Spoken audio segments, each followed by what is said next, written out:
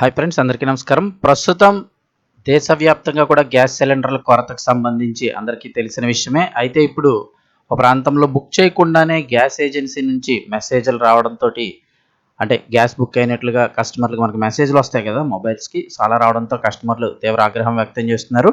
అసలు ఏం జరుగుతుంది, ఏంటి వివరాలు తెలుసుకుందాం. వీడియో పూర్తిగా చూడండి. అలాగే తప్పకుండా లైక్ చేయండి. మరిన్ని అప్డేట్స్ కోసం ఛానల్‌ని సబ్స్క్రైబ్ చేసుకోండి.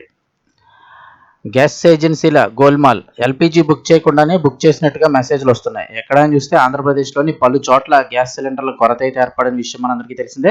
ముఖ్యంగా విజయవాడలోని గ్యాస్ ఏజెన్సీపై గోల్మాల్ ఆరోపణలు అయితే కనుక వెలుగులోకి వచ్చాయి. కస్టమర్స్ బుక్ చేయకుండానే గ్యాస్ సిలిండర్లు బుక్ అయినట్టు మొబైల్ ఫోన్లకు మెసేజ్‌లు వస్తూ ఉండడంతో వినియోగదారులు ఆగ్రహం వ్యక్తం చేస్తున్నారు. నగరంలోని సాయిరాం థియేటర్ సమీపంలో ఉన్న భారత్ గ్యాస్‌కి చెందిన తరుణశ్రీ భారత్ గ్యాస్ ఏజెన్సీ వద్ద ఈ ఘటన చోటు చేసుకున్నట్లుగా తెలుస్తోంది.